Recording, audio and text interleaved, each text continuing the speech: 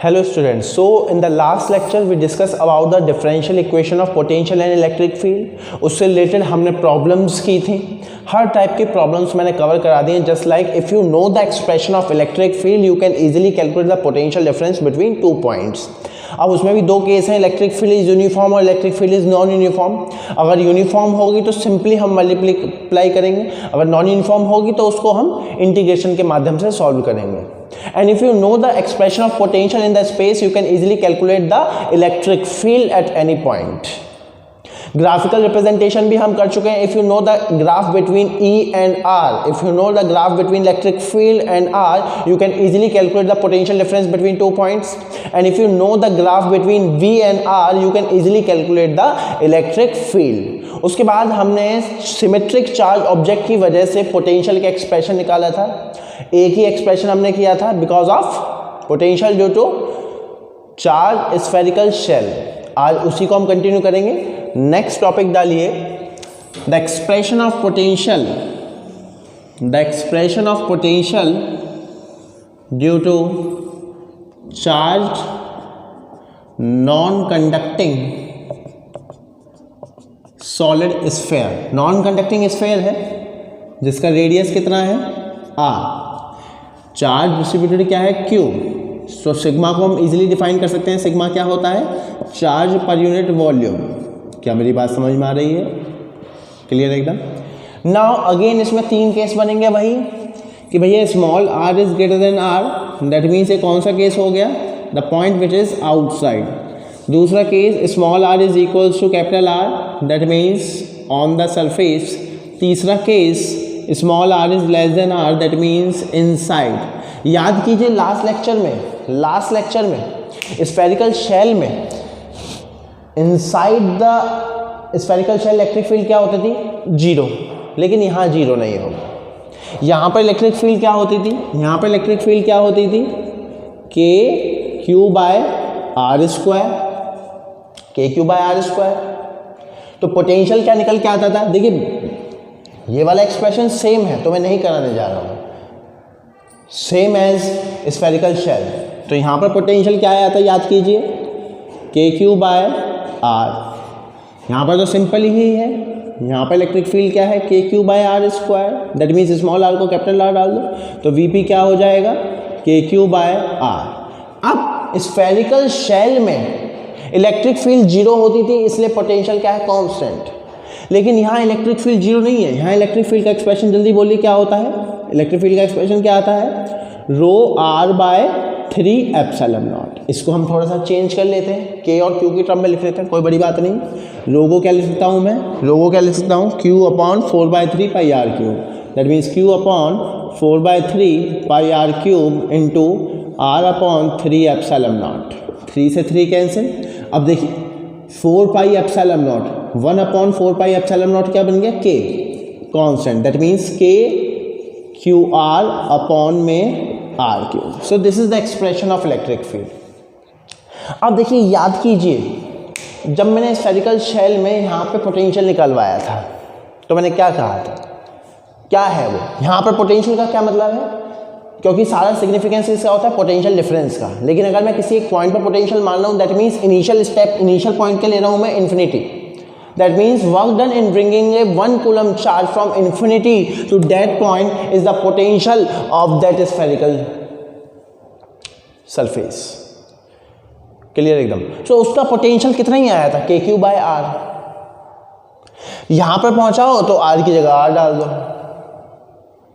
अब जब मैं इनसाइड निकालूंगा और dV is equals to minus E dot dr का रिलेशन यूज करूंगा तो इनिशियल पॉइंट इस बार मैं इन्फिनिटी नहीं लूंगा। क्यों नहीं लूंगा ये समझिए। इनिशियल पॉइंट में इस बार इन्फिनिटी इसलिए नहीं लूंगा क्योंकि आउटसाइड इलेक्ट्रिक फील्ड का एक्सप्रेशन अलग है और इनसाइड इलेक्ट्रिक फील्ड का एक्सप्रेशन अलग है। दैट मीन्स आउटसाइड की कैलकुलेशन हमें अलग करनी होगी and it is same as spherical shell, लेकिन इनसाइड की कैलकुलेशन हमें अलग करनी होगी क्योंकि सेंटर से सरफेस तक इनसाइड इलेक्ट्रिक फील्ड का एक्सप्रेशन सेम है। सो मुझे जो इनिशियल पॉइंट चूज करना होगा वो चूज करना होगा सरफेस, क्योंकि मैं सरफेस तक तो पहुंच गया हूं। अब मुझे यहां पर इनसाइड r डिस्टेंस की दूरी पर यहाँ पर मुझे पोटेंशियल निकालना है। तो मैं कैसे चलूँगा सरफेस से इस पॉइंट तक,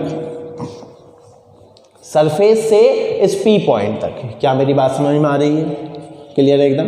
दैट मीन्स जब भी मैं रिलेशन यूज करूंगा तो इनिशियल लिमिट इस बार मेरी इन्फिनिटी नहीं होगी, इनिशियल लिमिट क्या होगी? सरफेस, और फाइनली तो मुझे P पर निकालना ही है। क्या मेरी बात समझ में आ रही है? क्लियर है? This is the expression for surface. Clear है एकदम? अब कुछ नहीं करना है, अब तो इलेक्ट्रिक फील्ड का एक्सप्रेशन लिखिए, इंटीग्रेशन हम करेंगे। इलेक्ट्रिक फील्ड का एक्सप्रेशन क्या होगा भैया? माइनस के, जो कांस्टेंट है उसको मैं बाहर लिख देता हूं, के क्यूब बाय आर क्यूब, अंदर बचेगा आर डी आर। देखिए लिमिट सरफेस, सरफेस पर आर की वैल्यू क्या होगी? सरफेस पर आर, स्मॉल आर की वैल्यू क्या होगी? कैपिटल आर, और पी पॉइंट पर आर की वैल्यू क्या है? Small R. क्या मेरी बात समझ में आ रही है? इसको हम थोड़ा सा सॉल्व करेंगे। आर का इंटीग्रेशन क्या होगा? आर स्क्वायर बाय 2, लिमिट्स में पुट कर दूंगा तो माइनस के cube by R cube upon R square by 2 minus capital R square by 2। अब देखिए मैं क्या कर रहा हूँ, एक तो मैं माइनस साइन अंदर भेजूंगा और यहाँ से आर स्क्वायर अंदर भेजूंगा। क्यों अंदर भेजूंगा? अभी समझ में आ जाएगा, कैलकुलेशन का पार्ट है। माइनस साइन अंदर भेजूंगा तो ये स्वैप कर जाएगा, आर स्क्वायर अंदर भेजूंगा तो देखिए बाहर बच गया के क्यूब बाय आर, अंदर बच गया R square by 2 R square, that means 1/2 minus small R square by 2 capital R square. क्या मेरी बात समझ में आ रही है? क्लियर एकदम? अब ये किसके बराबर है? ये किसके बराबर आया? Vp minus V S. That means Vp minus V S will be equals to K Q by R 1/2 minus R square by 2 capital R square. V S की वैल्यू उठा के डाल दो, ये क्या है? K Q by R. That means Vp बराबर minus Vp minus K Q by R will be equals to K Q by R 1/2 minus R square by 2 R square. क्या मेरी बात समझ में आ रही है? क्लियर है? अब Vp निकालना है तो इसको वहाँ भेज दीजिए। अब देखिए डायरेक्ट लिख दूंगा, चलिए एक स्टेप में कर ही लेता हूँ। तो ये लिख दिया मैंने Vp is equals to K Q by R bracket में 1/2 minus R square by 2 R square plus K Q by R. इसलिए मैंने आर स्क्वायर अंदर भेजा था, क्यों? क्योंकि अब के क्यू बाय आर में कॉमन निकाल लूँगा, कैलकुलेशन ईजी हो जाएगी। That means K Q by R common आ गया तो अंदर क्या बचेगा? अंदर क्या बचेगा? 1/2 minus R square by 2 R square plus 1। इसको हम सॉल्व करेंगे, इसको हम सॉल्व करेंगे तो क्या आ जाएगा? के क्यू बाय आर, तो ये क्या हो जाएगा? 3/2 minus R square by 2 R square. So this is the expression of potential. इसको आप और सॉल्व कर सकते हो, अदरवाइज यहीं पर छोड़ सकते हो। सो this is the expression of electric potential inside the solid non conducting sphere. तो क्या एक्सप्रेशन आ गया? मैं यहाँ पर लिख देता हूँ इनसाइड। क्या एक्सप्रेशन आ गया? Inside K Q by R 3/2 minus R square by 2 capital R square. क्या मेरी बात समझ में आ रही? क्लियर एकदम? अब अगर मान लो कोई पूछे सेंटर पे पोटेंशियल क्या होगा? सेंटर पे स्मॉल आर की वैल्यू क्या हो जाएगी भाई? 0। यहाँ पर 0 पुट कर दो तो ये एक्सप्रेशन क्या हो जाएगा? 0। तो सेंटर पे क्या आ जाएगा? 3/2 सेंटर पे क्या हो जाएगा? 3/2 K Q by capital R. Now what is K Q by capital R? Sphere. K Q by capital R is what?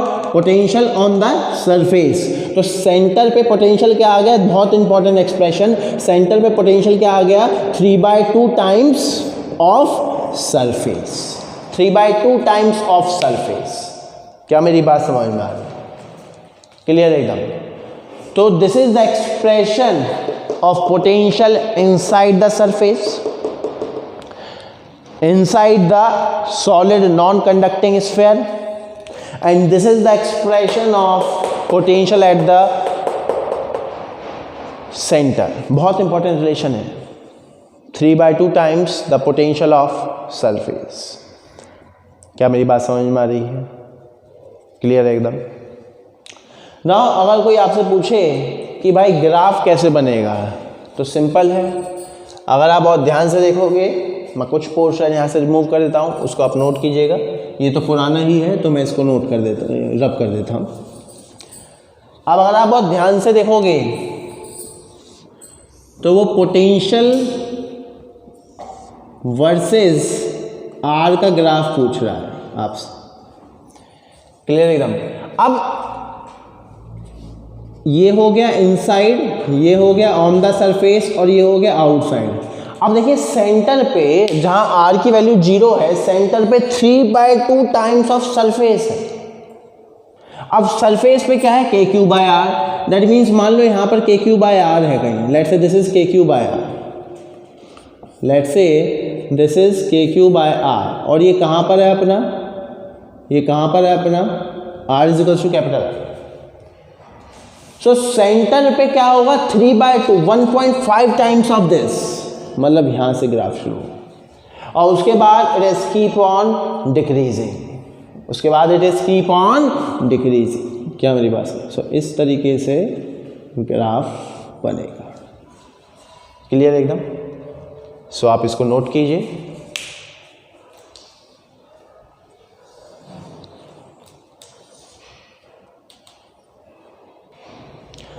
Now we will see the potential difference between 2 points due to infinitely charged wire. Clear है एकदम? Infinitely long charge wire, मान लीजिए ये एक infinitely long charge wire है। Clear है एकदम? और इस पर पॉजिटिव चार्ज जो है यूनिफॉर्मली डिस्ट्रीब्यूटेड है। Lambda is the charge per unit length. So electric field like this, cylindrical symmetry में होगी इस तरीके से। और इलेक्ट्रिक फील्ड का जो एक्सप्रेशन है हम गॉस लॉ के माध्यम से निकाल चुके हैं, वो क्या आता है? 2k λ/r। क्लियर? अब लेट से 2 पॉइंट में ले लेता हूँ A और B। लेट से ये डिस्टेंस है R1 और ये डिस्टेंस है लेट से R2। अब ये तो आपको पता चल रहा है कि VA is greater than VB, ये तो आपको पता चल रहा है VA is greater than VB। क्यों? क्योंकि electric field is always acting towards the decrease in the potential. Let say उन्हीं 2 पॉइंट के बीच में पोटेंशियल डिफरेंस हम निकाल लेते हैं। लेट से क्वेश्चन है find the potential difference between A and B। Find the potential difference between A and B। A और B के बीच में पोटेंशियल डिफरेंस बताइए। कैसे करेंगे भाई? A और B के बीच में पोटेंशियल डिफरेंस हमें बताना है। अच्छा, वही एक्सप्रेशन हम यूज करेंगे सिंपल। क्या एक्सप्रेशन है भाई? dV is equals to minus E dot D R. dV is equals to minus E dot D R. Clear है?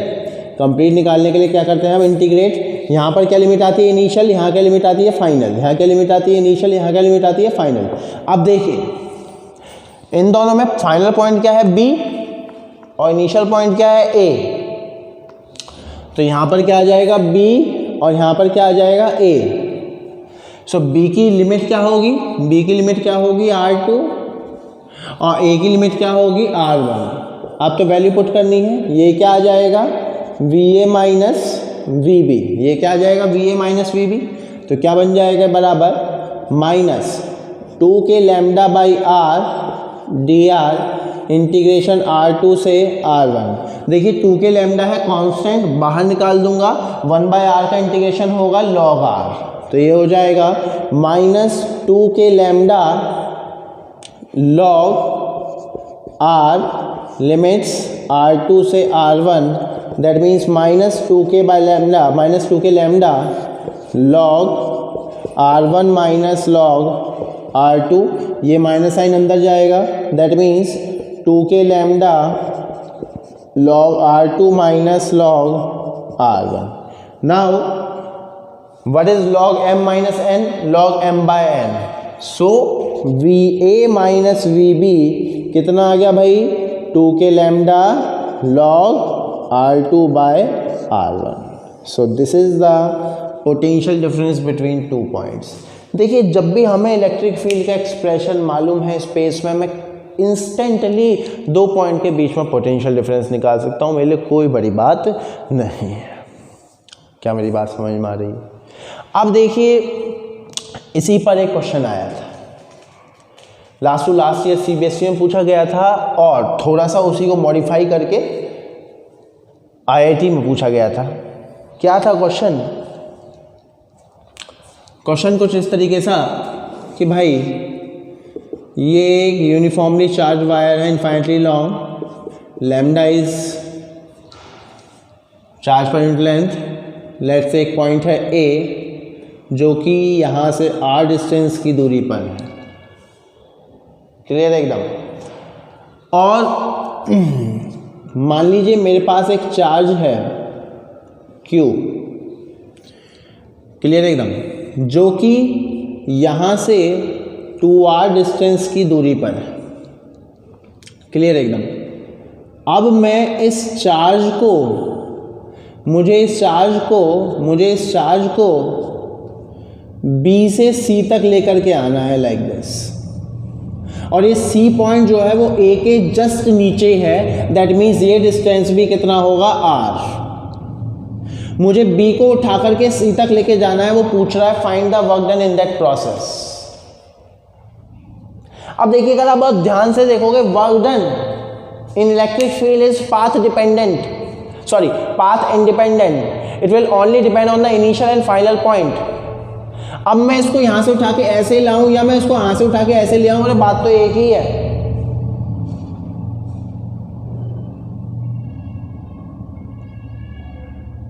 क्लियर एकदम? दैट मीन्स वो पूछ रहा है work done in bringing a charge from B to C। तो जितना work B से C में होगा उतना ही वर्क B से A में भी होगा। क्या मेरी बात समझ में आ रही? क्यों? क्योंकि A और C का पोटेंशियल तो सेम होगा ना भाई, सेम दूरी पे है। दैट मीन्स मैं कंसेप्ट लगाऊंगा work done from B to C will be equals to Q times VB minus V final minus V initial, VC minus VB। क्योंकि C जो है A के जस्ट नीचे है, दैट मीन्स ये दूरी तो सेम है, दैट मीन्स C और A का पोटेंशियल तो सेम होगा ना भाई। दैट मीन्स मैं इसको लिख सकता हूँ Q times VA minus VB, और VA माइनस VB मैंने अभी तो निकाला 2 के lambda log R2 bye R1। R2 क्या होगा यहाँ पर भाई? R2 क्या होगा? 2R। R1 क्या होगा? R।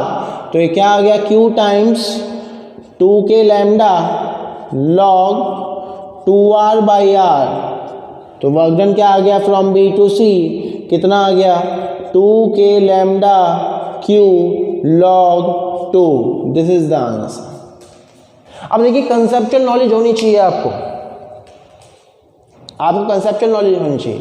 यहाँ पर दो ही कंसेप्ट लग रहे थे कि आप B से C ले आओ, B से एक पॉइंट और ले लो, यहाँ पर E ले आओ, B से A ले आओ, बात तो एक ही है यार। ये इंडिपेंडेंट ऑन पाथ है, और ये रिलेशन तो मैं बहुत पहले ही बता चुका हूँ। Work done in bringing charge from initial to final will be equals to Q times V final minus V initial. ये तो बहुत इंपॉर्टेंट रिलेशन है, और ये तो पोटेंशियल डिफरेंस है भाई। पोटेंशियल डिफरेंस मुझे निकालना आता है। If you know the electric field in the space we can easily calculate the potential difference between 2 points. क्या मेरी बात समझ में आ रही है? क्लियर एकदम? इसको नोट करिए, इस कंसेप्ट को नोट करिए। नाउ बहुत सारी एप्लीकेशन हमने देख ली हैं इस छोटे से डिफरेंशियल रिलेशन पर। बहुत ही इम्पॉर्टेंट रिलेशन था ये, बहुत इम्पॉर्टेंट रिलेशन। बहुत सारी बातें हमने करी, ग्राफ की हमने बात करी, डिस्प्लेसमेंट की हमने बात करी, सारी हमने बात करी है। अब हम थोड़ी सी चर्चा करते हैं इलेक्ट्रिक डाइपोल पर। याद कीजिए इलेक्ट्रिक डाइपोल के केस में हमने 3 इलेक्ट्रिक फील्ड जब हमने निकाली तो 3 पॉइंट पर इलेक्ट्रिक फील्ड निकाली थी। एक्सिस पे, इक्वेटोरियल लाइन पर, और किसी भी एक रैंडम पॉइंट पर स्पेस में। वही काम हम यहाँ पर करने जा रहे हैं। इलेक्ट्रिक डाइपोल की वजह से 3 केस में आपको पढ़ाऊंगा। कौन कौन से? एक तो पॉइंट लूंगा मैं एक्सिस पर, एक पॉइंट लूंगा इक्वेटोरियल लाइन पर, और एक पॉइंट लूंगा जनरल। क्लियर एकदम? तो अब हम पढ़ने वाले हैं expression of electric potential due to dipole. Heading डालिए। चलिए मान लीजिए मैं यहाँ पर 2 पॉइंट चार्ज ले लेता हूँ। ये है लेट्स से Q और लेट्स से इसको माइनस Q ले लेते हैं, और ये क्या है प्लस Q। तो ये क्या बन गया हमारा इलेक्ट्रिक डाइपोल। दोनों के बीच में जो सेपरेशन है वो क्या है 2L। तो 2L क्या हो गया डाइपोल लेंथ। तो डाइपोल मोमेंट क्या हो गया भाई, इसका डाइपोल मोमेंट क्या हो गया Q इंटू 2L। क्या मेरी बात समझ में आ रही है। डायरेक्शन क्या होती है डाइपोल मोमेंट की, नेगेटिव से पॉजिटिव की तरफ। अब एक्सिस क्या है वो तो मैं इलेक्ट्रिक फील्ड में ही डिफाइन कर चुका हूं। एक लाइन जो कि दोनों चार्जेस को जोड़ रही है उसको बोलते हैं एक्सिस, और उसी एक्सिस पर कोई एक पॉइंट है लेट्स से P। यहाँ पर मुझे इलेक्ट्रिक पोटेंशियल निकालना है। सारी कैलकुलेशन मैं सेंटर से करता हूँ, तो लेट्स से सेंटर से उस पॉइंट की दूरी है R। सो ये डिस्टेंस Q चार्ज की दूरी P पॉइंट से कितनी हो गई, ये R है ये L है, तो ये क्या होगा R माइनस L। और नेगेटिव चार्ज से इस पॉइंट की दूरी क्या हो गई भाई, ये क्या है, ये क्या हो गया पूरा 2L, ये क्या है R, ये क्या है L, तो ये दूरी क्या हो जाएगी R प्लस L। क्लियर एकदम। अब तो सिंपल है, बहुत ही सिंपल है, स्केलर क्वांटिटी है, सिंपली ऐड करना है। अब P पॉइंट पर प्लस Q की वजह से पोटेंशियल कितना होगा भाई, प्लस Q की वजह से पोटेंशियल कितना होगा P पॉइंट पर KQ by R minus L। Clear भाई। अब P पॉइंट पर माइनस Q की वजह से पोटेंशियल कितना होगा, minus KQ by R plus L। तो नेट पोटेंशियल कितना हो गया, V plus Q plus of V minus Q। Simply add कर दीजिए, क्या हो जाएगा KQ by R minus L minus KQ by R plus L। That means KQ common आ गया, तो क्या बच जाएगा 1 by R minus L minus 1 by R plus L। इसको आप सॉल्व करोगे तो क्या आ जाएगा KQ R square minus L square R plus L minus R plus L। R से R कैंसिल आउट हो गया, तो क्या बन गया KQ 2L अपॉन में R square minus L square, और Q इंटू 2L क्या बन गया P। तो नेट पोटेंशियल का एक्सप्रेशन क्या आ रहा है, KP upon R square minus L square. अब यू नो वेरी वेल कि this 2L is very very small. ये तो मैं डाइपोल में पढ़ा चुका हूं, बार बार रिपीट नहीं करेंगे। ये जो डाइपोल लेंथ होती है बहुत स्मॉल होती है, that means L is very very small as compare to R। So L square is very very small, that means you can neglect L square in comparison of R square। that means net potential का expression क्या आ रहा है भाई KP by R square। so this is the expression of net potential on the axis of dipole। simply add करना है, simply कुछ नहीं किया मैंने। दोनों पॉइंट चार्ज की वजह से यहाँ पर पोटेंशियल लिखिए, स्केलर क्वांटिटी है, कोई डायरेक्शन वगैरह होगी नहीं, क्योंकि स्केलर क्वांटिटी है तो चार्ज को प्लस और माइनस के साथ लिखना है और सिंपली ऐड कर देना है। क्या मेरी बात समझ में आ रही है, क्लियर है एकदम। इसको नोट कीजिए।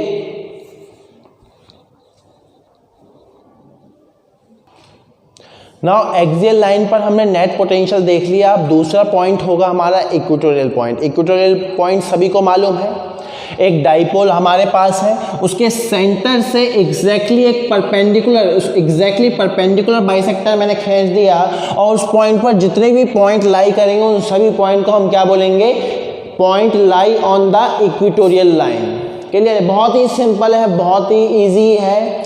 2L is the dipole length, centre से कैलकुलेशन कर रहे हैं। एक पॉइंट मैंने लिया जो कि यहाँ से R डिस्टेंस की दूरी पर है। यहाँ पर दोनों चार्ज की वजह से नेट पोटेंशियल, दोनों चार्ज की वजह से पोटेंशियल लिख दूंगा और नेट पोटेंशियल मैं निकाल दूंगा। क्लियर है। अगर आप बहुत ध्यान से देखोगे ये डिस्टेंस क्या होगा √R square plus L square, ये डिस्टेंस भी क्या होगा √R square plus L square. That means positive charge की वजह से P पॉइंट पर पोटेंशियल क्या होगा KQ by √R square plus L square, क्योंकि एक्सप्रेशन होता है K Q by R. Negative charge की वजह से क्या होगा, minus K Q by under root R square plus L square. That means net potential क्या हो गया, जीरो। बहुत ही इंपॉर्टेंट रिजल्ट, नेट पोटेंशियल क्या हो गया, जीरो। और ये बात आपको समझनी ही होगी, ये एक लाइन नहीं है, ये एक प्लेन है। क्यों? क्योंकि अगर आप बहुत ध्यान से देखोगे, अरे 3 डायमेंशन में है ना, मान लीजिए दो चार्ज, एक चार्ज यहाँ रखा हुआ है, एक चार्ज यहाँ रखा हुआ है, इक्वेटोरियल लाइन ये रही, ठीक है भाई, दोनों जगह डिस्टेंस सेम होगा, दोनों जगह डिस्टेंस सेम होगा। यहाँ से मान लो ये पॉइंट मैं यहाँ पे ले लूँ, ये पॉइंट मैं यहाँ पे ले लूँ, तो ये डिस्टेंस और ये डिस्टेंस क्या होगा, सेम, इसलिए यहाँ पर भी नेट पोटेंशियल क्या होगा, जीरो। यहाँ पर भी नेट पोटेंशियल क्या होगा, जीरो। तो पहला जो केस है, पहला जो कंक्लूजन ये निकला कि इक्वेटोरियल लाइन पर सभी जगह पोटेंशियल भी जीरो है, तो पोटेंशियल डिफरेंस भी जीरो है। That means work done in moving A charge, work done in moving a charge from one point to another point on the equatorial line of a dipole is always zero। अब अगर आप इसको बहुत ध्यान से देखोगे तो ये एक लाइन नहीं है, एक प्लेन है। मैं कह रहा हूं कि अरे इसको हमने क्रॉस सेक्शनल व्यू दिखा रहे हैं ना 2 डायमेंशन में, ये व्यू आपको दिखाया जा रहा है, ये लाइन। मैं कह रहा हूं it is not a line, it is a plane. मान लीजिए चार्ज यहां रखे हुए हैं, मान लो इक्वेटोरियल लाइन पे मैं इस पॉइंट की बात कर लूं, इस पॉइंट की बात कर लूं, बट कंडीशन अप्लाई, ये प्लेन इक्वेटोरियल लाइन से ही पास होना चाहिए। अब मान लो एक प्लेन यहां से पास हो रहा है, तो इस पॉइंट की मैं बात करूं तो यहां से लेके इसकी दूरी और यहां से लेके इसकी दूरी सेम ही तो होगी भाई। यहां से लेके इसकी दूरी और यहां से लेके इसकी दूरी सेम ही तो होगी, मतलब यहां पर भी नेट पोटेंशियल हमेशा क्या होगा, जीरो। यहां पर भी नेट पोटेंशियल हमेशा क्या होगा, जीरो। दैट मीन्स आपको समझना होगा इक्वेटोरियल लाइन से पास हुआ प्लेन, उसके सभी पॉइंट पर पोटेंशियल क्या होगा, zero. That means it is not just a line, it is a plane। क्या मेरी बात समझ में आ रही है? That means इक्वेटोरियल लाइन से पास हुए प्लेन पर अगर आप चार्ज को मूव कराओ, बहुत बार आईआईटी में भी इस तरीके की अप्रोच यूज हुई है, उस चार्ज को उस प्लेन पर मूव कराओ तो वर्क डन कितना होगा, जीरो।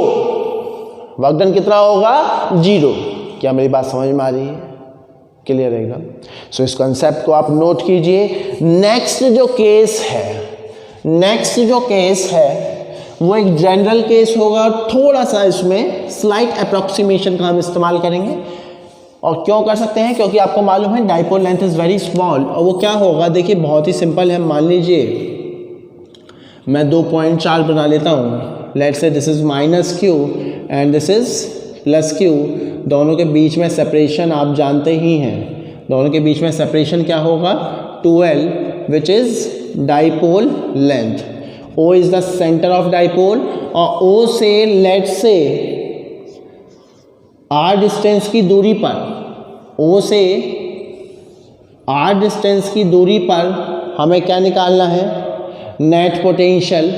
हमें क्या निकालना है, थोड़ा सा इसको और एक्सटेंड कर देता हूँ, हमें क्या निकालना है, net potential, P point. Clear है?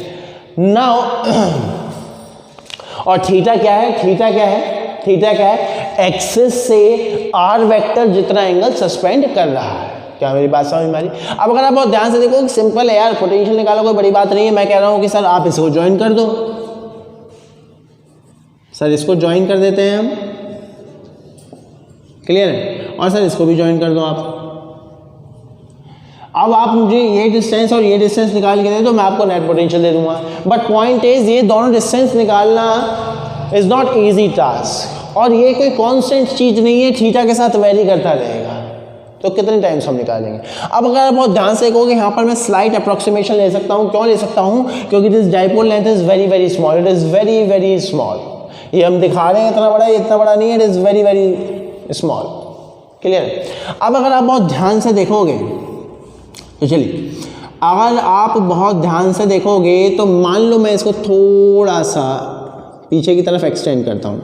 इस अप्रॉक्सीमेशन को देखिएगा, मान लो मैं इसको थोड़ा सा पीछे की तरफ एक्सटेंड कर देता हूँ। क्लियर? लाइक दिस, मैंने इसको पीछे की तरफ एक्सटेंड कर दिया। और मैंने इस पर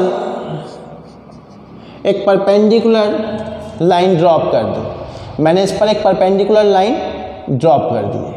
क्या मेरी बात समझ में आ रही है? अगर ये थीटा है, अगर ये थीटा है तो सिंपल ये भी क्या होगा, theta, and let's say this point is M. तो अगर आप बहुत ध्यान से देखोगे ये 2l है तो ये क्या होगा l, ये क्या हो गया l, क्लियर है एकदम। ये क्या हो गया l, this is hypotenuse, that is l। ये हमें मान लो ये हमें निकालना है, ये थीटा है तो ये क्या होगा l cos थीटा।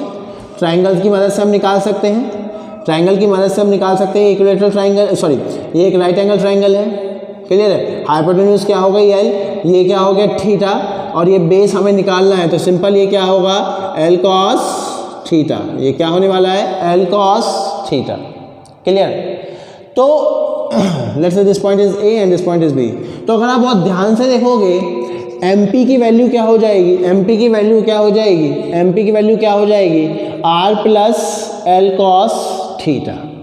चलो भाई ठीक। अब मान लो मैं वही काम यहाँ पर भी करूँ, लेट से मैं यहाँ पर एक परपेंडिकुलर, स्लाइड परपेंडिकुलर ड्रॉप कर देता हूँ एंड लेट से दिस इज k, वही ये l है, ये बेस हो गया, ये हाइपोटेन्यूज, तो ये क्या हो जाएगा भाई OK क्या हो जाएगा, O से लेकर K तक की दूरी क्या हो जाएगी L cos थीटा। तो कोई आपसे पूछेगा KP, KP क्या हो जाएगा भाई KP, ये R है, ये L cos थीटा है तो ये क्या हो जाएगा R minus L cos theta. अब अगर आप बहुत ध्यान से देखोगे, क्योंकि these two points are very very close, so for that approximation, because these two points are very very close, for that approximation I can say कि AP is nearly equals to MP. AP is nearly equals to what? MP. And in the similar manner KP is nearly equals to BP. KP is nearly equals to what? BP. क्या मेरी बात समझ में आ रही है? Clear है एकदम। और KP और MP की वैल्यू हमें पता है। अब अगर आप बहुत ध्यान से देखोगे P पॉइंट पर प्लस Q चार्ज की वजह से, P पॉइंट पर प्लस Q चार्ज की वजह से पोटेंशियल होगा KQ बाय BP, और BP की नियरली वैल्यू क्या है KP, और KP की वैल्यू क्या है R minus L cos theta.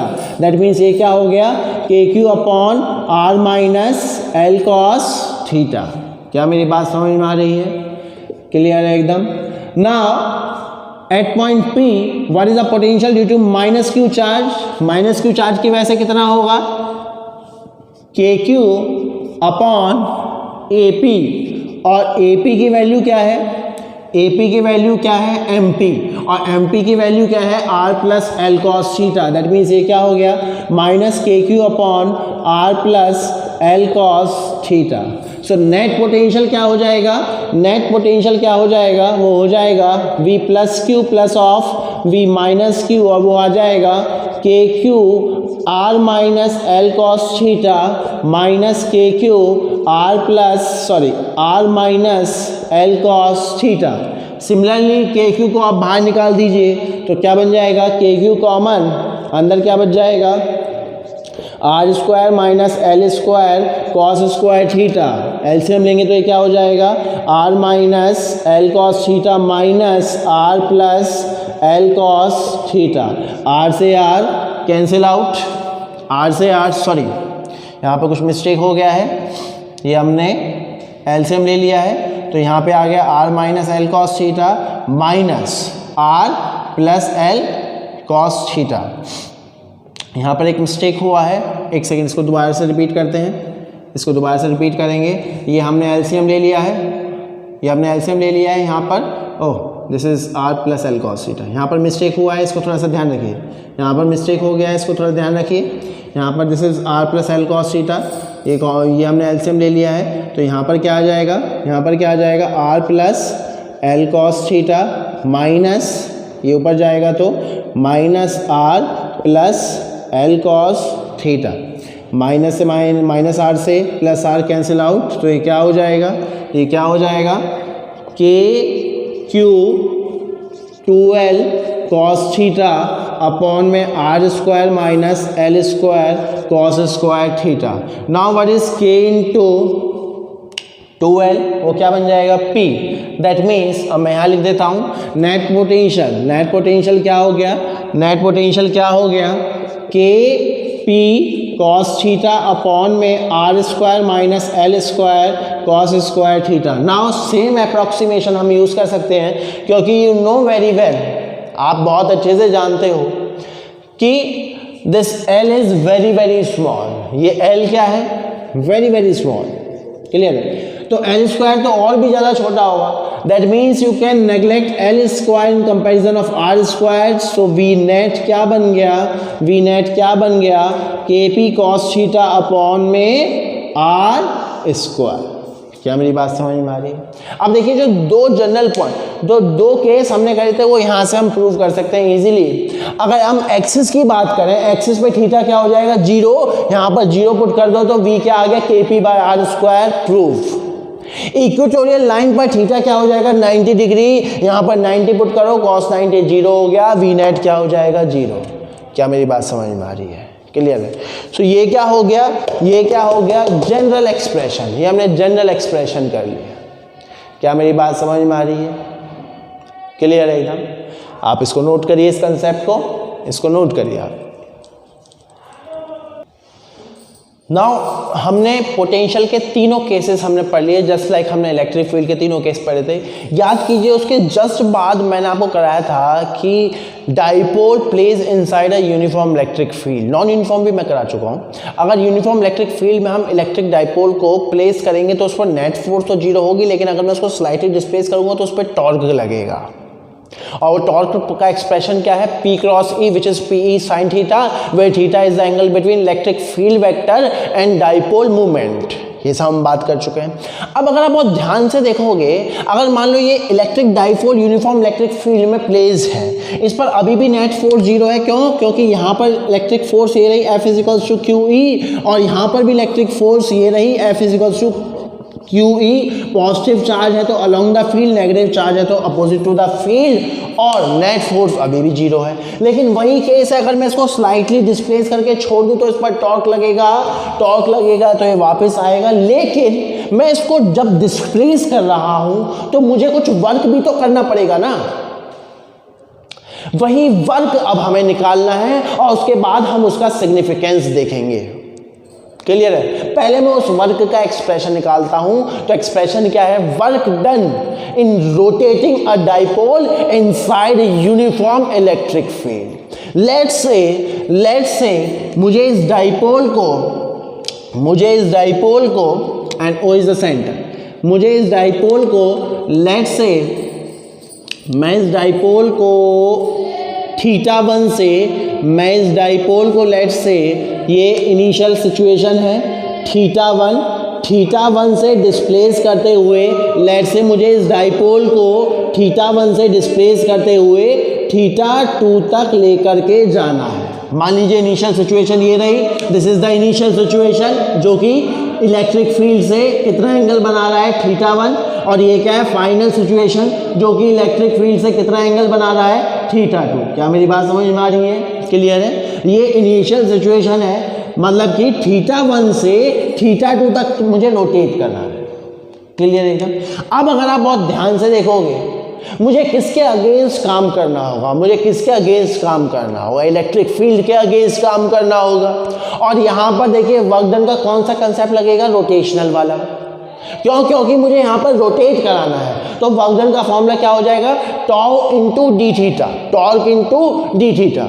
अगर लीनियर होता है तो फोर्स इंटू डिस्प्लेसमेंट, अगर एंगुलर होता है तो टॉर्क इंटू एंगुलर डिस्प्लेसमेंट। अगर आप बहुत ध्यान से देखोगे, θ1 से जब मैं θ2 तक लेकर के जा रहा हूं तो क्या टॉर्क कांस्टेंट है या वेरिएबल है? टॉर्क वेरिएबल है। क्यों? क्योंकि टॉर्क का एक्सप्रेशन आता है PE साइन थीटा, भले ही P कांस्टेंट है, भले ही E कांस्टेंट है, लेकिन थीटा तो θ1 से θ2 तक वेरी कर रहा है। दैट मीन्स टॉर्क θ1 से θ2 तक लगातार वेरी कर रहा है। तो यहाँ पर हमें इंटीग्रेशन का सहारा लेना पड़ेगा। और जब भी इस तरह की सिचुएशन आती है तो हम क्या करते हैं, मान लीजिए इसको थोड़ा सा ध्यान दीजिएगा।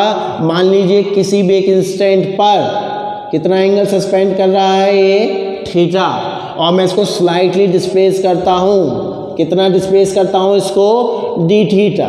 मैं इसको डी थीटा एंगल से स्लाइटली डिस्प्लेस करता हूँ। तो मुझे यही निकालना है कि जब मैंने इसको थीटा से डी थीटा स्लाइड डिस्प्लेस किया तो कितना वर्क करना पड़ा। अब देखिए यहां पर इस इंस्टेंट पर इस पर टॉर्क कितना लग रहा होगा? पी वेक्टर ये रहा, ई वेक्टर ये रहा, पी क्रॉस ई। अंदर की तरफ टॉर्क लग रहा होगा, वो इसको कैसे रोटेट करेगा? क्लॉकवाइज। लेकिन मुझे क्या निकालना है? Work done by external agent. तो मुझे किसके अगेंस्ट काम करना होगा? कंजर्वेटिव टॉर्क के, जो कंजर्वेटिव फोर्स लग रही है उसका जो टॉर्क है उसकी डायरेक्शन इनवर्ड है, वो उसे क्लॉकवाइज डायरेक्शन में रोटेट कराने की कोशिश कर रहा है। मुझे उसके एंटी टॉर्क लगाना है ताकि मैं इसको एंटी क्लॉकवाइज डायरेक्शन में रोटेट करूं। क्लियर एकदम? सो टॉर्क का एक्सप्रेशन क्या हो जाएगा? टॉर्क का एक्सप्रेशन क्या हो जाएगा एक्सटर्नल एजेंट के द्वारा? टॉर्क का एक्सप्रेशन क्या हो जाएगा? पी साइन थीटा, और उसकी डायरेक्शन देखिए क्या हो जाएगी? टॉर्क की डायरेक्शन क्या हो जाएगी? आउटवर्ड। टॉर्क की डायरेक्शन क्या हो जाएगी? आउटवर्ड। क्या मेरी बात समझ में आ रही है? आउटवर्ड टॉर्क की डायरेक्शन, और कैसे रोटेट कर रहा हूं मैं उसे? Anti clockwise. क्लियर है एकदम? क्यों? क्योंकि इलेक्ट्रोस्टैटिक फोर्स तो ऐसे रोटेट करेगी। क्लियर एकदम? ये हम कर चुके हैं। अब मैंने उसको स्लाइट डिस्प्लेस किया डी थीटा। सो मेरे डिस्प्लेसमेंट की डायरेक्शन भी क्या है? Outward. So what is the angle between torque, my external agent का टॉर्क और डिस्प्लेसमेंट? जीरो। सो जो स्लाइट वर्क होगा, work done by external agent, वो क्या होगा? Tau external dot D theta, और दोनों में एंगल क्या है? Zero. That means simply tau external D theta, और टाउ एक्सटर्नल क्या है? P sine theta D theta. ये क्या आ गया? एक्सटर्नल एजेंट का स्लाइट वर्क। कंप्लीट निकालने के लिए क्या करेंगे? इंटीग्रेट। और कहां से कहां ले जा रहे हो आप? थीटा 1 से थीटा 2। तो लिमिट क्या लग जाएगी? थीटा 1 से थीटा 2। क्या मेरी बात समझ में आ रही है? क्लियर है? तो ये क्या निकालनी है आपने? Work done by external agent in bringing the dipole from theta 1 से थीटा 2, वो क्या आ गया? साइन थीटा का इंटीग्रेशन क्या होगा? साइन थीटा का इंटीग्रेशन क्या होगा? Minus cos theta. तो क्या आ गया? ये माइनस साइन बाहर निकाल दिया, PE cos theta, limits theta 1 से थीटा 2। तो क्या आ गया? ये minus PE cos theta 2 minus cos theta 1। इसको जरा समझिएगा। ये तो मैंने अभी तक एक्सप्रेशन निकाला है। किसका expression? Work done by external agent in bringing the dipole from theta 1 से theta 2। Now what is the significance of this work done? आपको मालूम है work done by external agent will be equal to delta U. Work done by external agent will be equals to minus of work done by conservative will be equals to delta u. That means this expression will be equals to what? Delta u, which is u final minus u initial. क्या मेरी बात समझ में आ रही है? बहुत ही जबरदस्त relation बनने वाला है। दैट मीन्स क्या आ गया? Work done by external agent in bringing the dipole from theta 1 से theta 2 will be equals to what? U final minus U initial will be equals to what? Minus PE cos theta 2 minus cos theta 1। क्या मेरी बात समझ में आ रही है? Clear एकदम? ये डेल्टा यू निकाला है अभी आपने। अब मान लो मुझे किसी भी एक पॉइंट पर पोटेंशियल एनर्जी को डिफाइन करना हो, तो मैं एक रेफरेंस लेता हूं, उस पर पोटेंशियल एनर्जी जीरो लिखता हूं। अब देखिए रेफरेंस लेना भी एक थोड़ा लॉजिकल होगा यहाँ पर। कैसे? अगर आप बहुत ध्यान से देखोगे, जब हम लीनियरली चार्ज को मूव कराते हैं तो अपना रेफरेंस कहाँ ले लेते हैं? इन्फिनिटी। वहाँ पर सब कुछ क्या हो जाता है? जीरो। लेकिन यहाँ पर हम इन्फिनिटी थोड़ी ले सकते हैं, यहाँ पर तो हम डाइपोल को रोटेट करा रहे हैं। लेकिन अगर आप बहुत ध्यान से देखोगे, यहाँ पर एक्सप्रेशन में कॉस थीटा आ रहा है और कॉस 90 होता है जीरो। दैट मीन्स अगर मैं डाइपोल की इस ओरिएंटेशन को अपना इनिशियल पॉइंट ले लूं, मतलब कि थीटा 90 डिग्री, और यहाँ पर मैं पोटेंशियल एनर्जी को 0 डिफाइन कर दूँ, अगर मैं पोटेंशियल एनर्जी को 0 डिफाइन कर दूँ, that means if I am taking theta 1 as 90 degree और आई एम सेइंग कि at initial point at theta 1 here the potential energy is 0, so we can easily write, ये तो 0 हो गया, ये भी 0 हो गया, थीटा 2 की जगह आप सिंपली थीटा लिख दो, तो पोटेंशियल एनर्जी का एक्सप्रेशन क्या आ गया, simply minus P E cos theta, that means minus P dot E, the most important result. ध्यान रखिए दिस रिजल्ट तभी आया है, ये रिजल्ट तभी आया है जब आपने इनिशियल पॉइंट ये ले लिया और वहां पर पोटेंशियल एनर्जी 0 डिफाइन कर दी। अगर कोई कहेगा सर मैं नहीं ले रहा, मैं यहाँ पर पोटेंशियल एनर्जी 0 डिफाइन नहीं कर रहा, कोई बात नहीं, अल्फा डिफाइन कर ले, तो यहाँ पर क्या हो जाएगी, यहाँ पर क्या हो जाएगी potential energy minus this plus alpha, लेकिन जो डिफरेंस वो अभी भी इतना ही आएगा, और हमें तो डिफरेंस से मतलब होता है, हमें तो डेल्टा यू से मतलब होता है। बहुत इंपॉर्टेंट रिजल्ट है, बहुत इंपॉर्टेंट एक्सप्रेशन। ये minus P dot E, P minus P cos theta तभी आया है जब आपने मान लिया इनिशियल पॉइंट की ओरिएंटेशन, इनिशियल ओरिएंटेशन ऐसे है, थीटा 1 90 डिग्री है, वहाँ पर पोटेंशियल एनर्जी को आपने 0 मान लिया है, तो किसी भी एक थीटा एंगल पर पोटेंशियल एनर्जी का एक्सप्रेशन ये आ गया minus P E cos theta which is minus P dot E. क्या मेरी बात समझ में आ रही? इसको जरा आप नोट कीजिए सिंपली।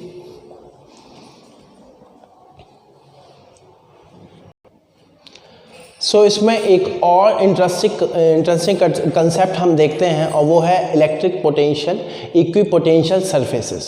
वो क्या है जरा हम उसको समझते हैं। अच्छा एक बात बताइए, मान लो एक पॉइंट चार्ज है, लेट से प्लस क्यू, क्लियर एकदम, उससे r डिस्टेंस पर पोटेंशियल कितना होगा, यहाँ पर पोटेंशियल कितना होगा के क्यू बाय आर, और r डिस्टेंस पर यहाँ पर भी पोटेंशियल क्या होगा के क्यू बाय आर, यहाँ पर भी r डिस्टेंस पर पोटेंशियल कितना होगा के क्यू बाय आर, सब जगह पोटेंशियल कितना होगा के क्यू बाय आर। अब अगर मैं इन सभी पॉइंट्स को ज्वाइन करता हूँ तो देखो मुझे क्या क्या मिलता है। इन सभी पॉइंट्स को अगर मैं ज्वाइन कर दूँ, ये थोड़ा सिमेट्रिक नहीं बना है, इसको बना लीजिएगा। इन सभी पॉइंट्स को अगर मैं ज्वाइन कर दूँ तो ध्यान से देखिए क्या मिल जाएगा हमारे को, एक स्फेयर, और स्फेयर पर स्फेयर है, दिस इज अ स्फेयर, मैं तो 2 डायमेंशनल थिंग दिखा रहा हूँ। इस चार्ज जो है वो इलेक्ट्रिक फील्ड तो 3 डायमेंशन में निकालेगा ना, तो इस स्फेयर पर जितने भी पोटेंशियल लाई करेंगे उन सभी का पोटेंशियल हो गया सेम, इसलिए इस स्फेयर को बोलते हैं इक्विपोटेंशियल सरफेस। और अगर मान लो स्फेयर 2r का है तो ये भी एक क्या होगा, इक्विपोटेंशियल सरफेस। तो बेसिकली एक पॉइंट चार्ज की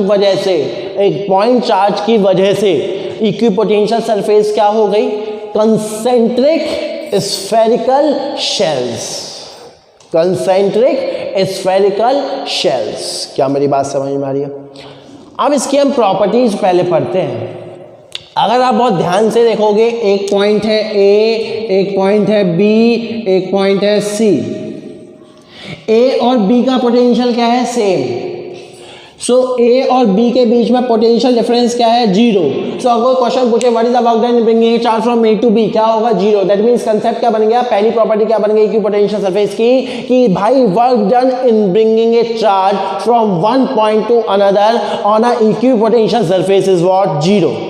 क्या ए और सी, अगर मैं चार्ज को ए से सी तक ले जाऊं, क्या तब भी वर्क डन 0 होगा? नहीं। अरे ए का पोटेंशियल अलग है, सी का पोटेंशियल अलग है। That means work done in bringing a charge from one equipotential to another equipotential is not 0. Work done in bringing charge from one point to another point in a equipotential surface is 0. अगर आप बहुत ध्यान से देखोगे spherical shell के अंदर सारे में पोटेंशियल क्या था, कांस्टेंट। दैट मीन्स एक पॉइंट से दूसरे पॉइंट में अगर मैं चार्ज को मूव कराऊंगा तो वर्क डन कितना आएगा, 0। दैट मीन्स वो क्या होगा, इक्विपोटेंशियल वॉल्यूम। वो क्या हो गया, इक्विपोटेंशियल वॉल्यूम। क्या मेरी बात समझ में आ रही? मतलब inside the spherical shell, inside the conducting solid sphere, everywhere potential is same, तो उसको हम क्या बोल सकते हैं, इक्विपोटेंशियल वॉल्यूम हो गया वो। तो वहां पर भी अगर मैं एक चार्ज को एक पॉइंट से दूसरे पॉइंट में मूव कराऊंगा तो वर्क डन कितना आएगा, 0, क्योंकि पोटेंशियल डिफरेंस कितना है, 0। क्या मेरी बात समझ में आ रही है? क्लियर है? तो पहली प्रॉपर्टी ये हो गई भाई, work done in bringing a charge from one point to another point in a equipotential surface is always 0। दूसरी पॉइंट, अगर आप बहुत ध्यान से देखोगे, ये इक्विपोटेंशियल सरफेस है, मैं एक इसका डिफरेंशियल एलिमेंट मैं यहाँ पर ले लूँ, यहाँ पर इलेक्ट्रिक फील्ड की डायरेक्शन क्या होगी, लाइक दिस, एरिया वेक्टर की डायरेक्शन क्या होगी, like this, that means electric field is always perpendicular to the equipotential surface. Most important, electric field is always perpendicular to the equipotential surface. दो property मैंने आपको बता दी है। पहली प्रॉपर्टी है work done bringing a charge from one point to another point within a equipotential volume या within a equipotential surface is 0 and electric field is always perpendicular to the equipotential surface। क्या मेरी बात समझ में आ रही है? Clear है एकदम? अगर आप बहुत ध्यान से देखोगे, जो कंडक्टर की सरफेस होती है, जो कंडक्टर की सरफेस होती है, वो भी एक क्या है, इक्विपोटेंशियल सरफेस। क्यों?